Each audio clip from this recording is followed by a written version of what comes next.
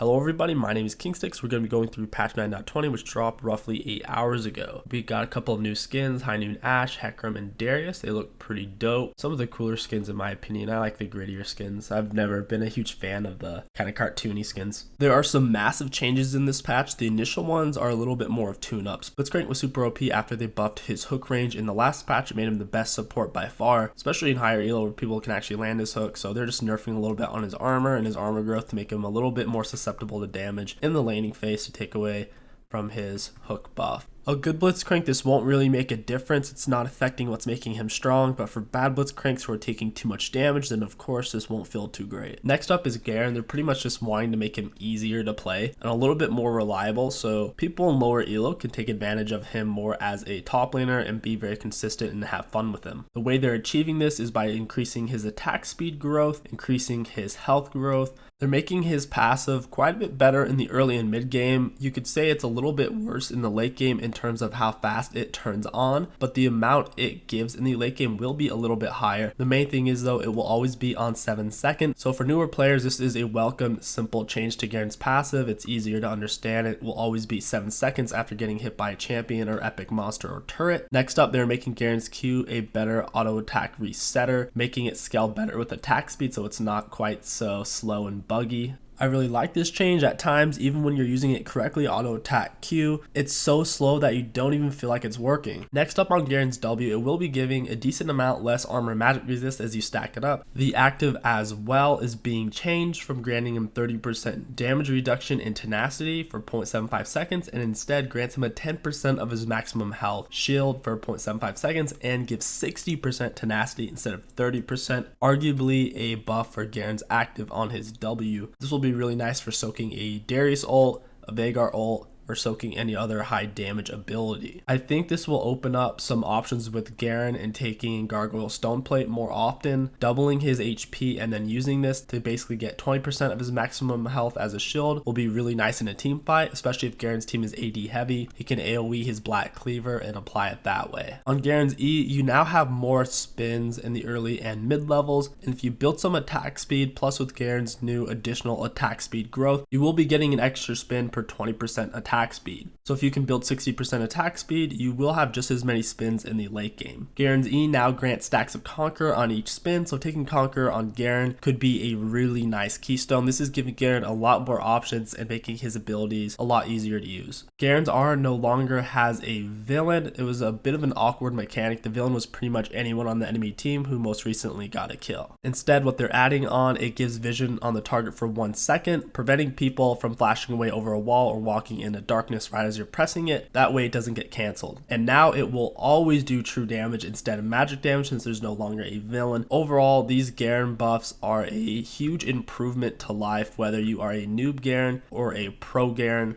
With that being said, it definitely is going to lower the skill gap on Garen as a whole with some of the changes that they made. You won't have to know quite as much on him to do as good. Ivern no longer relies on bushes to gain range attacks. He'll now just have them at all points during the game. This won't make a huge difference. Ivern will still struggle in specific matchups such as against tanks, people who can take more damage than Ivern can shield and heal, and against really strong assassins like 𝐒𝐿𝐼 who can do more damage than Ivern can shield and heal as well. The only way Ivern is strong is if he's picked into a certain counter matchup or if support items are so overpowered that it doesn't matter when you pick him. This ranged auto attack change won't really make a difference, it's just a quality of life change.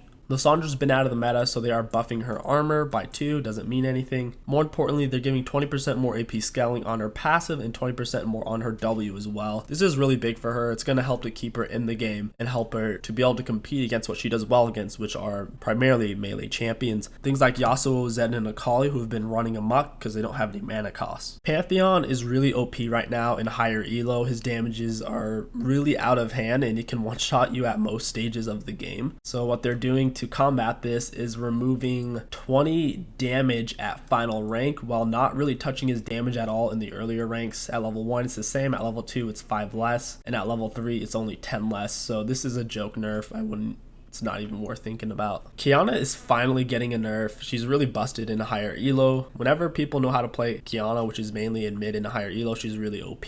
They're finally nerfing her Q. Taking 20 damage off level 1 is massive. 20 damage off or 20 damage on any ability level 1 is a really big change. Always keep that in mind whenever you're seeing changes in patches or upcoming patches. 20 plus or minus 20 level 1 is a big deal. Shaco got massive changes, guys. The main thing you need to understand about this is his stealth duration on his Q. The way it's been previously is it doesn't last very long, so he can't really gank early level 3 or level 4 very well. But now at level 1, it's at 2.5 seconds. This is really scary. This can allow Shaco to gank immediately after red buff. This can let him gank at level 3 and be very effective, and it will also allow him to put more points into his 2-shiv poison, which will let him do more damage as well. He has the option to come at you earlier, and he will be doing more damage as he gets more levels, since he won't have to waste more points into his Q. At later ranks, it doesn't last quite as long, but realistically 3.5 seconds is plenty long to get on whatever target you're trying to get on. 4.5 was highly excessive. They're also lowering the cooldown on it massively from 16 to 14 seconds to 12 to 10 seconds.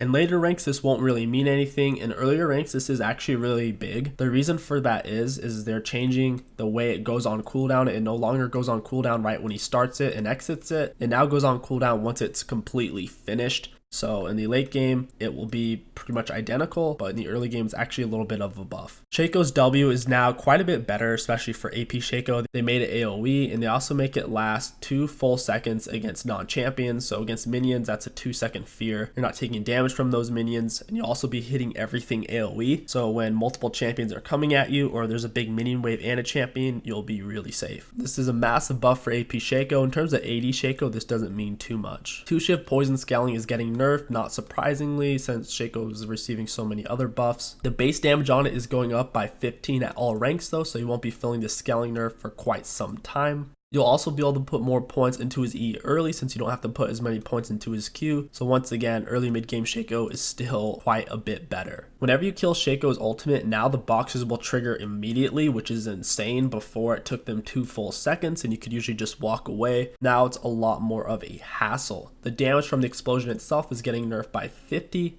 And the scaling on it is getting nerfed too. The boxes on the ult now get AoE damage, of course, and the fear duration is more static, being buffed at earlier ranks and nerfed at later ranks. All in all, these Shaco buffs are pretty crazy. His early mid game is going to be really scary now. He has a lot more options. His true late game damage might be a little bit worse, just a little bit. It won't stop him from one-shotting your AD carry though. So overall, you're probably going to see a lot more Shaco bans in lower elo as more people start to play him. Sona is getting a quality of life change according to League of Legends. Pretty much, they just added a resource bar so it's easier to track Sona's own passive. This is kind of silly to me because there's already a resource counter for Sona above her abilities that's very easy to see. This is clearly just for newer players and just trying to make her simpler to play. I don't really know if this is a bad thing per se, but if they do this on too many champions, it's really going to babyify the game and take away a lot of the skill curve. And so you have 2 charges on her passive that takes skill, and just it's just one of those things. It's a slippery slope, but it's definitely cool for newer players. Varus is arguably the worst AD carrier right now, so they're giving him tiny base stat changes by like 1 and 2. These aren't going to change anything. He's still going to be trash. Victor is getting some huge buffs. They're taking away the mana scaling damage on his Q and instead are giving it better flat damage. It doesn't force Victor into stacking mana. It gives him more build options. Victor's W is getting really cool change. Instead of dragging people into the center of the gravity field, all of his spells will slow enemies for 20% for 1 full second. This is really crazy. It's like getting a free Riley's Crystal Scepter. It's actually a viable option to take on Victor now as a augmentation option. Victor's Chaos Storm as well is getting some massive buffs. In the past, been very glitchy and it doesn't apply the damage very well, so they're going to make it chase enemies after Victor dies, which I think is kind of weird since Victor's not there to control it, but big buff for Victor. And Chaos Storm can now move over terrain. So if someone flashes over a wall, guess what? The Chaos Storm's coming right to you. And if Victor takes gravity field and hits you over the wall with one of his non-ultimate abilities, he will still be slowing you. The ultimate itself will slow you on the initial impact damage, but on the R ticks, it will not continue to slow you. His ultimate also applies more consistently now. Instead of having 3 ticks, it now has 6. The damage will still be the same, but it'll be applied more consistently to you, so you can't walk out and avoid a bunch of damage, and it won't be hitting you all at once like a Veigar ulti. Arguably, one of the biggest changes of this patch is the Locket change. They're changing the shield strength from 30 to 120 base. They are nerfing the per level by 5, but 120 base. You're going to be seeing every champion from Blitzcrank to Soraka to Nami to Blitzcrank building this at some point.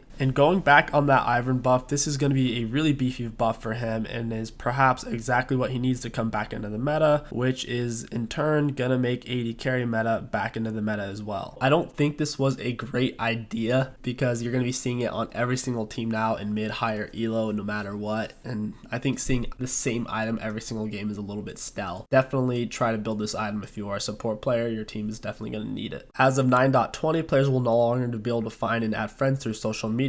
When clicking on the add friends icon, there'll no longer be the option to click on by social network and connect to your Facebook account to find friends. I've never used this option, so this won't really affect me at all. I assume that's why they're removing it, because people weren't really using it. Let me know what you guys think about that down in the comments below. And that is going to wrap up these patch notes. The biggest thing to look out for is the massive Locket buffs. Also, Shaco is really good in the early and mid game now, and his late game is still arguably probably better because of the box changes, and now his ultimate boxes activate immediately, so he's better at all points in the game, but especially his early and mid game is going to be pretty scary because he can gank off his early points in his Q. Kiana finally got a nerf. Pantheon, they didn't change anything about him. Lissandra can actually do what she's meant to do and counter melee mid laners, especially the ones who are running amok right now like 𝐒𝐿𝐒𝐋𝐒 and Yasuo. Ivern changes, irrelevant. Combined with Locket though, a little bit scary. And Garen changes, really nice for new and beginner players. And overall, he's going to be a little bit more consistent. Blitzcrank got a nerf because he's too damn strong. Alright guys, that's all you need to know. My name is KingStix. Thank you for watching. I'll catch you guys in the next one.